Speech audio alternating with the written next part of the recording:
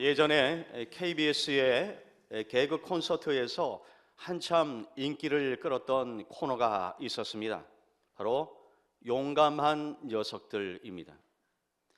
개그맨 박성광, 정태호, 신보라가 힙합팀을 구성해서 노래와 힙합으로 용기를 잃은 사람들에게 힘을 실어주던 코너였습니다. 그들이 무대에 나오면 항상 관객들과 주고받으며 외쳤던 랩 가사가 있습니다. 한숨 대신 함성으로, 걱정 대신 열정으로, 포기 대신 죽기 살기로. 짧으면서도 매우 강렬한 메시지가 담겨져 있는 구호를 외치면서 사람들에게 할 수 있다라는 자신감을 심어줘서 각광을 받았습니다. 그들이 인기를 끌었던 이유는 팍팍한 현실의 삶 속에서 넘기 어려워 보이는 벽 앞에 고개를 숙인 사람들에게 기죽지 말고 용감히 맞서라고 격려했기 때문입니다.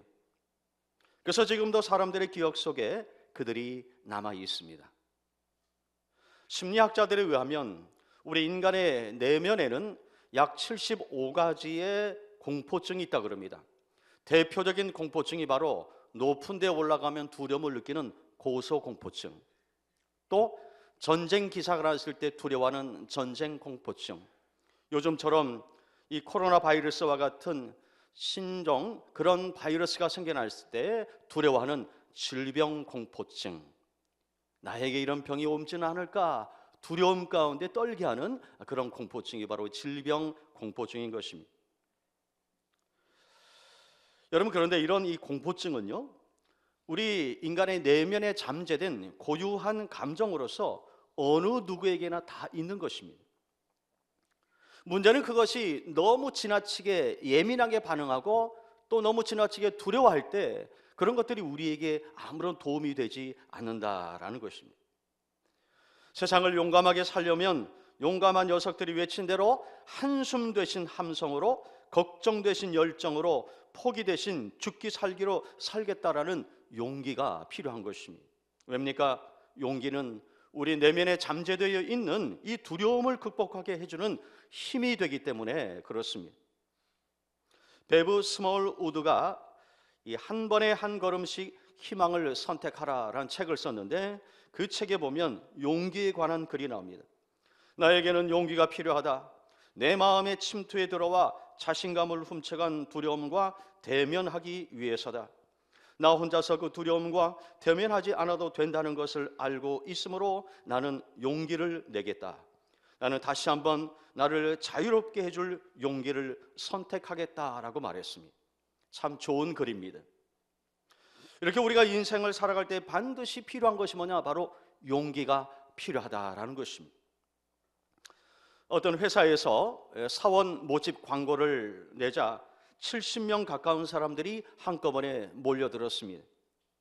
시험장에는 딱 한 사람만 들어가게 되어 있었습니다. 근데 방에 들어가 보니까 면접을 보는 면접관들이 아무도 없는 거예요. 대신에 사방에 큰 거울이 하나씩 걸려 있었습니다. 모두 4개의 큰 거울이 걸려 있었어요. 지원자들은 거울에 비친 자신의 모습을 바라보면서 거기에 적힌 질문에 맞으면 예, 틀리면 아니요라고 이 답안지에 적는 것이 그 시험의 전부였습니다. 질문은 모두 4가지였습니다. 1. 거울에 비친 사람은 정직합니까? 2. 거울에 비친 사람은 거짓말하지 않습니까? 3. 거울에 비친 사람을 신뢰할 수 있습니까? 4. 당신이 만일 회사의 책임자라면 거울에 비친 사람을 채용하시겠습니까? 이 4가지의 질문이었습니다. 시험장에 들어온 사람들마다 자신 있게 답안지를 작성했습니다. 얼마 후에 합격자 발표가 있었는데 놀랍게도 70명 가운데 딱 한 사람만 합격 통지를 받았습니다. 그 사람은 이 4가지 질문에 아니요라고 다 답을 한 사람이었습니다. 나중에 알고 보니까 그 회사는 자신의 부족함을 솔직히 인정하고 고백할 수 있는 용기를 가진 사람을 찾고 있었다는 것입니다. 여러분, 이렇게 세상에서도 용기가 있는 사람들이 환영을 받습니다. 자, 그렇다면 우리 그리스도인들은 과연 겁을 주는 세상 속에서 어떻게 용기를 내면서 살 수 있을까요? 오늘 본문이 우리에게 그 답을 주고 있습니다. 오늘 우리가 함께 읽은 이 시편 27편에는 겁을 주는 세상 속에서 겁 없이 살았던 한 사람 다윗의 승리의 비결이 자세히 소개되고 있습니다. 자, 우리 본문 1절에서 3절 말씀을요, 우리 한 목소리로 다시 읽어봅니다. 시작. 여호와는 나의 빛이요 나의 구원이시니 내가 누구를 두려워하리요. 여호와는 나의 생명의 능력이시니 내가 누구를 무서워하리요. 악인들이 내 살을 먹으려고 내게로 왔으나 나의 대적들 나의 원수들인 그들은 실족하여 넘어졌도다. 군대가 나를 대적하여 진칠지라도 내 마음이 두렵지 아니하며 전쟁이 일어나 나를 치려할지라도 나는 여전히 태어나리로다. 아멘. 다윗은 어떤 상황에서도 하나님을 신뢰하였던 믿음의 사람이었습니다. 그가 사울왕의 군대에게 10년 넘게 쫓겨 다닐 때 얼마나 많은 고초와 죽을 고비를 넘겼는지 모릅니다. 그러나 그때마다 하나님께서 자기를 지켜줄 것을 확신했습니다. 그렇다면 다윗이 그렇게 자신감을 가질 수 있었던 그 이유는 무엇일까요? 그것은 바로 과거의 체험이 바탕이 되었습니다. 그는 목동 시절의 광야에서 사나운 맹수들과 싸울 때에 하나님이 함께 하심으로 승리했습니다. 또 3m에 육박하는 거인 골리앗과의 싸움에서도 예상을 뒤엎고 모든 사람들의 예상을 뒤엎고 그는 당당하게 승리를 거두었습니다. 그 체험을 바탕으로 오늘 본문에서 담대히 선포하고 있는 것입니다. 여호와는 나의 빛이요 나의 구원이시니 내가 누구를 두려워하리요.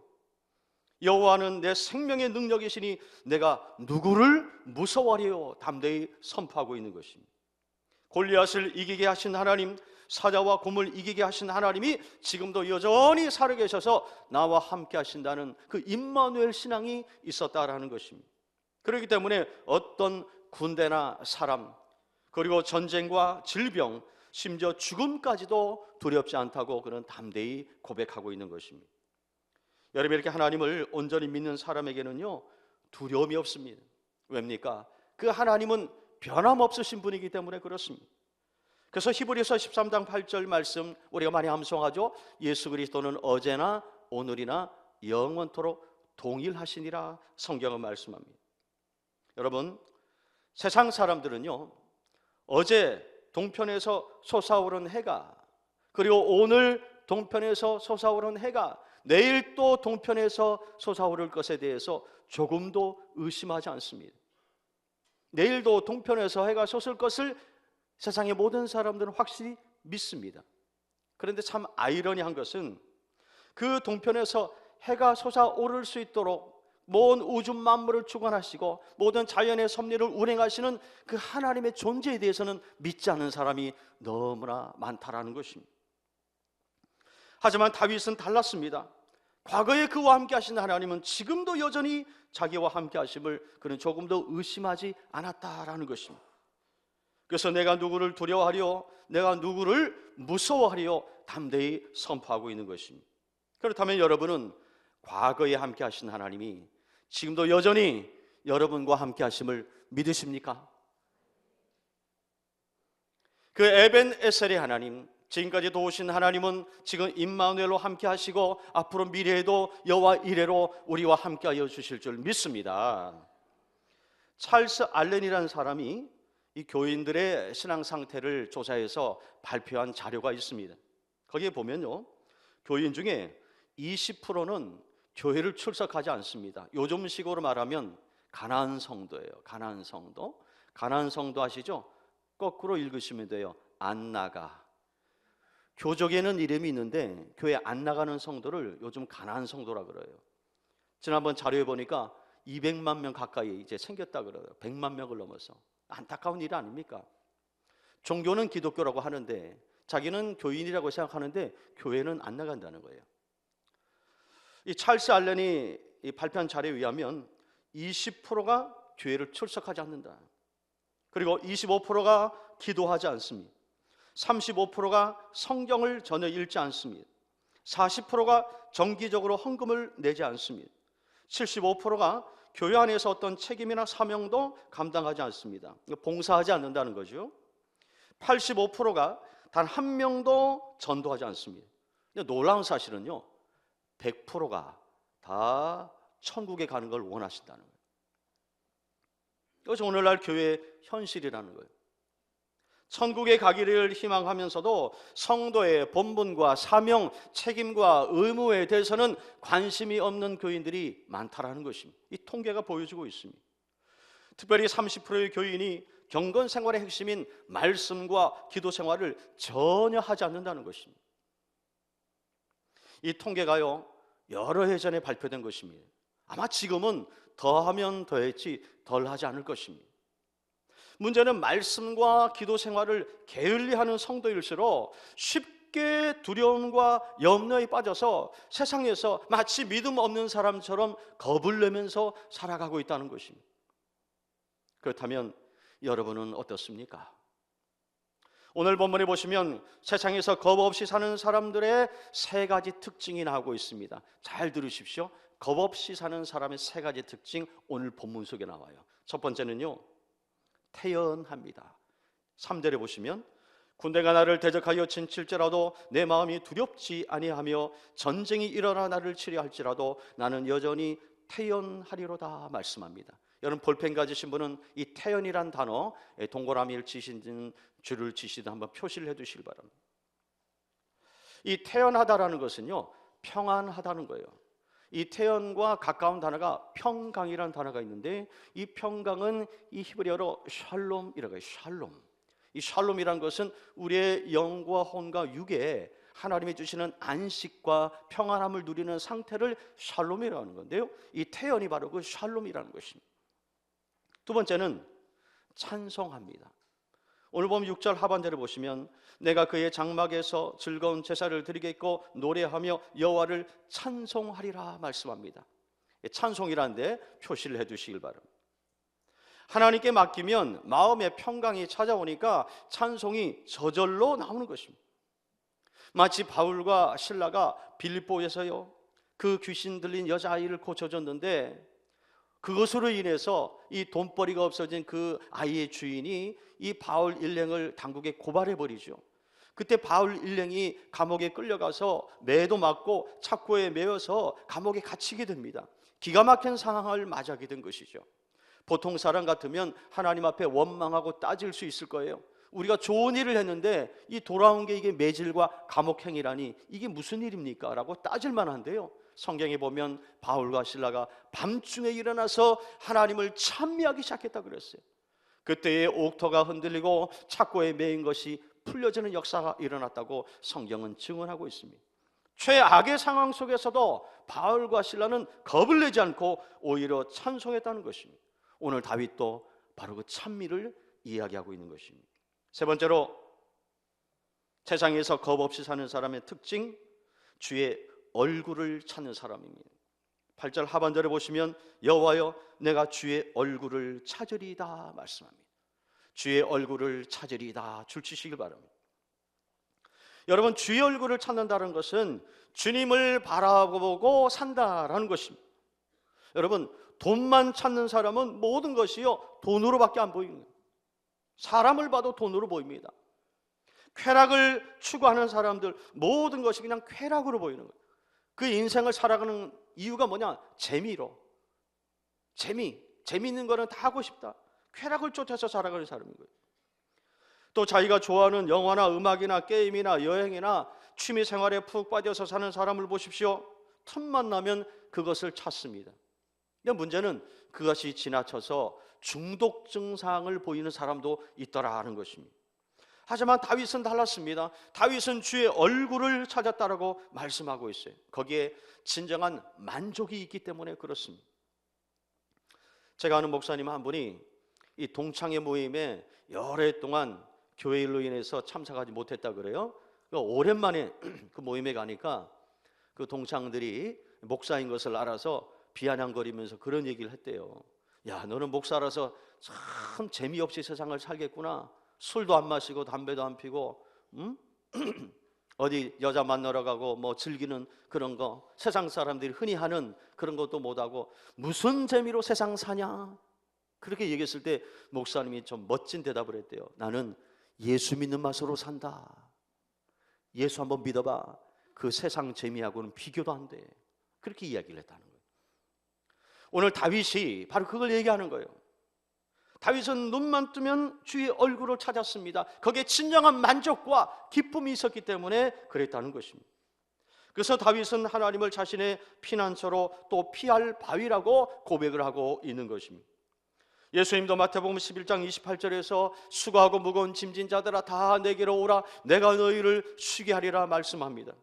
여기서 주목할 것은 우리 주님께서 우리를 쉬게 하기 위해서 어떤 특별한 장소에, 어떤 특별한 공간에 쉼터를 마련한 것이 아니라 주님 자신이, 주님 자체가 우리 영혼의 쉼터가 됨을 말씀하는 것입니다. 그래서 다른 데 가서 찾지 말고 나에게 와라, 나에게서 쉬라고 말씀을 하고 있다는 것입니다. 그렇다면 여러분은 세상을 살다가 힘들고 답답하고 고달플 때에 여러분 누구에게 찾아가서 하소연을 하고 있습니까? 누구에게 여러분의 속내를 털어놓고 계십니까? 바라기는 우리의 피난처가 되시고 환난날에 도움이 되시는 하나님을 찾아가서 마음껏 말씀드리시고 다 주님께 맡길 수 있기를 바랍니다. 성경은 말씀합니다. 내 짐을 여호와께 맡기라. 그가 너를 붙드시고 의인의 요동함을 영원히 허락하지 아니하시리라.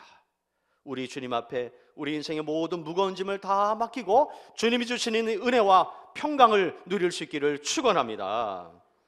두 번째로 다윗이 간절히 찾다가 만난 하나님은요, 어떤 분이냐? 한 번 택한 백성을 끝까지 버리지 않으시는 분입니다. 오늘 보면 10절에 보십시오.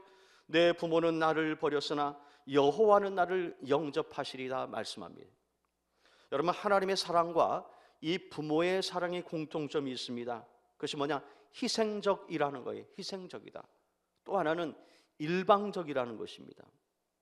밉든 이쁘든 관계없이 일방적으로 내리사랑이라고 그러잖아요. 그게 부모의 사랑과 하나님의 사랑의 공통점인데요. 그런데 중요한 차이점이 있습니다. 이 부모의 사랑에는요, 한계가 있다라는 거예요. 한계가 있어요. 천년만년 지속될 수가 없는 것이 부모의 사랑입니다. 여러분, 그래서 부모와 자식 간에 원수지간이 된 데도 있어요. 제가 아는 분도 그런 집이 있더라고요. 부모와 자식 간에요, 연락 안 하고 산 지 되게 오래됐습니다. 명절 이럴 때도 서로 연락 안 하고 부모 자식 간에요. 그걸 보면서 야, 인간의 사랑에는 이렇게 한계가 있는 것이구나. 가족인데도 그래요. 연락 안 하고 삽니다. 심지어 자기가 낳은 자식을 마치 쓸모없는 물건처럼 버려버리는 철없는 부모도 있어요. 가끔 여러분 뉴스에 나오잖아요. 10대 청소년이나 20대 초반의 청년 가운데 이 임신했는데 화장실에서 애 낳고 검정 비닐에 넣고 버려버린 거예요. 쓰레기통에. 상상할 수 없는 일 아닙니까? 그런 부모도 있더라는 거예요. 그게 부모 사랑의 한계입니다. 반대로 돈 때문에 부모를 죽인 자식이 있는가 하면 늙고 힘이 없어진 부모를 매정하게 버려버리는 자식도 있습니다. 그래서 현대판 고려장이란 말이 나온 것입니다. 여러분이 모든 게 뭘 말합니까? 인간의 사랑에는 한계가 있다는 거예요. 다분히 조건적인 사랑이라는 것입니다. 하지만 여러분, 우리 하나님의 사랑은요, 차원이 다릅니다. 우리 하나님의 사랑은 무조건적인 사랑, 변함이 없으신 사랑, 다함이 없으신 사랑이에요. 그래서 우리를 영원히 버리지 않는다고 성경은 말씀하는 것입니다. 이 위대한 하나님의 사랑을 깨달은 사람이 바로 사도 바울입니다. 바울이 로마서 8장에서 이 하나님의 사랑을 이렇게 노래하는데요. 자, 우리의 고백으로 이 말씀 한번 같이 읽어봅시다. 시작. 누가 우리를 그리스도의 사랑 안에서 끊으리요? 환난이나 공고나 핍박이나 기근이나 적신이나 위협이나 칼이랴. 내가 확신하오니 사망이나 생명이나 천사들이나 권세자들이나 현재일이나 장래일이나 능력이나 높음이나 깊음이나 다른 어떤 피조물이라도 우리를 우리 주 그리스도 예수 안에 있는 하나님의 사랑에서 끊을 수 없으리라. 아멘. 여러분 38절 한번 다시 띄워주시죠. 38절 39절에 보면 구체적인 목록이 나옵니다. 우리를 하나님의 사랑에서 끊을 수 없는 것, 주목할 것은 첫 번째가 뭡니까? 죽음이 죽음. 내가 확신하노니 사망이라 그랬죠. 그러니까 죽음도 우리를 하나님의 사랑에서 끊을 수 없다는 거예요. 사람들이 가장 두려워하는 공포의 대상, 그 죽음마저도 우리를 하나님의 사랑에서 끊을 수 없다고 성경은 증언하고 있는 것입니다. 그렇습니다. 하나님이 우리와 함께 하시면 그 어떤 것도 우리를 넘어뜨리거나 그분의 사랑에서 끊을 수 없음을 확실히 믿을 수 있기를 축원합니다. 세 번째로 다윗이 만난 하나님은요, 자격이 없는 자에게 사랑을 베푸시는 은혜의 하나님이십니다. 여러분 성경에서 말하는 이 은혜라는 단어는 헬라어로 카리스라 그래요. 카리스. 이것은 자격이 없는 자에게 일방적으로 베푸시는 하나님의 사랑과 호의를 말하는 것입니다. 이 말은 공짜의 의미를 갖고 있어요. 공짜, 값 없음의 의미인 것이죠. 옛날 헬라인들은요, 지중해 연안의 많은 나라와 전쟁에서 승리하고 돌아올 때에 그 많은 전리품들을 가지고 왔습니다. 그때 가장 인기가 있었던 전리품은 금이나 은과 같은 보석 종류와 그리고 젊고 튼튼한 노예들이었다라고 합니다. 기록에 의하면 이것들을 제외한 나머지 전리품들을 사람들에게 공짜로 나눠 주었다고 합니다. 그래서 사람들이 전쟁에서 이기고 오는 날을 그렇게 소망하고 기다렸다고 합니다. 여러분, 그런데 성경에서 말하는 이 은혜라는 것은 단순히 어떤 그런 물질적인 차원의 것을 말하는 것이 아닙니다. 영적인 축복을 말하는 거예요. 다시 말해서 예수 그리스도로 말미암아 값 없이 받게 된 우리 구원의 이 은총, 이것을 말씀하는 것입니다. 십자가의 은혜로 하나님의 자녀가 되는 축복을 말씀하는 것입니다. 그래서 이 은혜와 가장 가까운 단어가 뭐냐? 바로 성경의 선물이라는 단어예요. 선물. 우리가 많이 암송하는 에베소서 2장 8절에 보면 너희는 그 은혜에 의하여 믿음으로 말미암아 구원을 받았으니 이것이 너희에게서 난 것이 아니요 하나님의 선물이라 그랬어요. 선물이라는 것은 돈을 받지 않고 주는 것입니다. 돈을 받고 주면은요, 그건 거래하는 거예요. 선물은요, 값없이 주는 것입니다. 우리에게 주신 구원의 은총이 그리 하나님의 주신 선물이라고 성경은 말씀하는 것입니다. 그렇습니다. 우리가 구원받은 것은 하나님의 은혜로 받은 것입니다. 오늘 다윗도 이 하나님의 은혜를 찬양하고 있습니다. 그게 바로 13절이에요. 13절. 내가 산자의 땅에서 여호와의 선하심을 보게 될 줄 확실히 믿었도다. 이것을 현대로 번역이 된 성경에 보면 좀 더 와닿습니다. 내가 만일 하나님의 은혜를 믿지 않았다면 이 땅에 살아있지 못했을 것이다, 이런 뜻이에요. 여기 보면 하나님의 은혜라는 말이 나오고 있습니다. 그렇습니다. 다윗의 고백대로 우리가 살아 숨을 쉬는 것, 그리고 구원받고 천국 백성이 된 것, 이 모두 다 하나님의 은혜라는 것입니다. 그러므로 자고 일어나면 새로운 공포심과 두려움을 주는 세상 속에서 우리가 겁 없이 살려면 이 다윗처럼 항상 하나님의 은혜 안에 살면서 하나님을 온전히 믿고 신뢰해야 하는 것입니다. 그래서 사도 요한이 요한일서 5장 4절에서 이렇게 선포하고 있습니다. 무릇 하나님께로부터 난 자마다 세상을 이기느니라. 세상을 이기는 승리는 이것이니 우리의 믿음이니라 그랬습니다. 한번 따라 하십시다. 세상을 이기는 승리는 이것이니 우리의 믿음이니라. 이 믿음으로 세상을 이길 수 있기를 축원합니다. 저 미국의 샌프란시스코에 가면요, 유명한 다리가 있어요. 금문교라는 단어인데 여러분 지금 보시는 사진입니다. 이 다리는 샌프란시스코만과 태평양을 잇는 골든게이트 해협에 설치되어 있는데 그 길이가요 무려 2825m예요. 그리고 너비가 27m입니다. 초대형 현수교입니다. 이 다리는 미국 토목학회에서 7대 불가사의 중 하나로 꼽을 정도로 아주 정교하고 튼튼하게 그렇게 만들어져 있습니다. 지형과 일기의 악조건 때문에 건설이 불가능할 것으로 예측되었지만 1933년에 착공해서 1937년에 불과 4년 만에 이 다리가 완공이 되었습니다. 근데 그 초기 과정을 보면 처음에 사고가 많이 일어나서요, 몇 차례 위기가 있었다고 합니다. 이 공사에 투입된 인부들이 이 높이 70m 위에서 공사를 하다 보니까 가끔 밑으로 이렇게 내려다보다가 이 두려움에 고소공포증이 일어난 거예요. 그 두려움에 온몸이 마비가 돼가지고 그냥 떨어지는 거예요. 몇 명이나 죽었느냐? 35명이 바다에 떨어져서 죽었다 그럽니다. 그래서 설계도 잘 되고 또 필요한 이 재정, 자금도 전혀 문제가 없었는데 결정적으로 사람들이 두려움을 느끼니까 이 공사가 진행이 안 되는 거예요. 그러다가 지휘본부에서요, 이 사람들의 두려움을 해결할 수 있는 기가 막힌 묘수, 요즘식으로 얘기하면 신의 한 수를 발견했어요. 그게 뭐냐면요, 공사는 다리 아래에 그물을 친 거예요. 그물. 그러니까 떨어져도 그물에 딱 떨어져서 죽지 않도록. 그 후부터는 이 인부들이요, 마음의 안정감이 찾아왔다는 거예요. 혹시 실수해서 떨어져도 그물이 받쳐주니까. 그 안전장치가 준비된 이후로부터 이 공사가 급속하게 진행이 돼서 4년 만에, 아까 여러분 보셨죠? 그 멋진 다리가 완공이 될 수 있었다는 것입니다.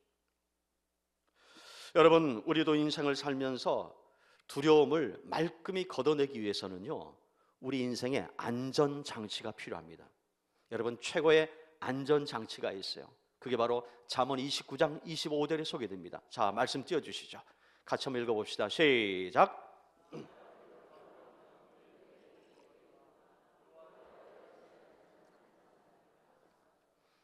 사람을 두려워하면, 자, 말씀 그냥 띄워주세요. 사람을 두려워하면 올무에 걸리게 되거니와. 그다음 하반절을 보십시오. 여호와를 의지하는 자는 안전하리라. 우리 인생의 최고의 안전장치 하나님이십니다. 믿으십니까? 자, 사람을 두려워하면, 이 사람이란 말 대신에 세상이란 단어도 적용이 될 수 있어요. 세상을 두려워하고 사람을 두려워하면요, 뭐에 걸리냐? 올무예요. 올무. 이 올무라는 말은 함정이란 뜻이에요. 덫과 같다는 거, 시험에 빠진다는 거예요. 하지만 여호와를 의지하는 자는 어떻다고요? 안전하다는 것입니다. 여러분, 오늘 같은 이런 시국에 이 말씀을 꼭 암송하십시오. 사람을 두려워하면 올무에 걸리게 되거니와 여호와를 의지하는 자는 안전하리라. 여러분, 이 말씀 한번 같이 읽어보고 저와 함께 외워보겠습니다. 시작. 사람을 두려워하면 올무에 걸리게 되거니와 여호와를 의지하는 자는 안전하리라. 잠언 29장 25절 한번 외워보십시다. 시작. 사람을 두려워하면 올무에 걸리게 되거니와 여호와를 의지하는 자는 안전하리라. 잠언 29장 25절. 하나님을 의지하는 자는 안전지대에 거할 수 있다라고 성경은 말씀하고 있는 것입니다. 오늘 본문에 다윗은 이 하나님께서 자신의 인생의 완전한 안전장치가 되심을 고백하고 있습니다. 그래서 내가 누구를 두려워하며 내가 누구를 무서워하리요라고 담대히 그렇게 선포하고 있습니다.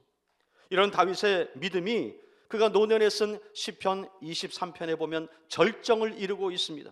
내가 사망의 음침한 골짜기로 다닐지라도 해를 두려워하지 않을 것은 주께서 나와 함께 하심이라 그랬어요. 다윗에게 있어서는 사망의 음침한 골짜기는 아무런 문제가 되지 않았다는 거예요. 주님이 나와 함께 하시기만 하면 그 사망의 음침한 골짜기는 아무런 문제가 되지 않는다라고 고백하고 있는 것입니다. 여러분, 출애굽기 14장에 보시면 이스라엘 백성들이 출애굽한 이후에 첫 번째 위기를 맞이하게 되죠. 앞에는 홍해가 흐르고 있고 뒤에서는 애굽 군대가요 죽일 기세로 쫓아옵니다. 사면 초가의 위기에 갇혔어요. 그때 이스라엘 백성들은 이제 다 죽었다 겁을 내고 있었습니다. 그때 하나님께서 모세를 보내서 그들에게 뭐라고 말합니까? 너희는 두려워 말고 가만히 있어서 오늘날 너희를 위하여 행하시는 여호와를 바라보라 그랬어요. 하나님의 말씀은 눈에 보이는 상황과 조건을 바라보지 말고 그 위에 계시는 하나님을 바라보라, 두려워하지 말라고 말씀합니다. 여러분, 우리가 지금 읽고 있는 성경에 보면 두려워하지 말라는 말씀이 많이 나와요. 몇 번 나오는지 아십니까? 제가 전에 말씀을 드렸죠? 자, 힌트. 1년은 며칠이에요? 그러면 몇 번 나옵니까? 365번 나와요. 여러분, 뭔가 의미가 있다고 생각 안 드십니까? 매일매일 두려워하지 말아라. 가장 대표적인 말씀이 이사야 41장 10절. 두려워 말라, 내가 너와 함께함이라. 놀라지 말라, 나는 너의 하나님이 됨이라. 내가 너를 굳세게 하리라. 참으로 너를 도와주리라. 참으로 나의 의로운 오른손으로 너를 붙들리라. 할렐루야.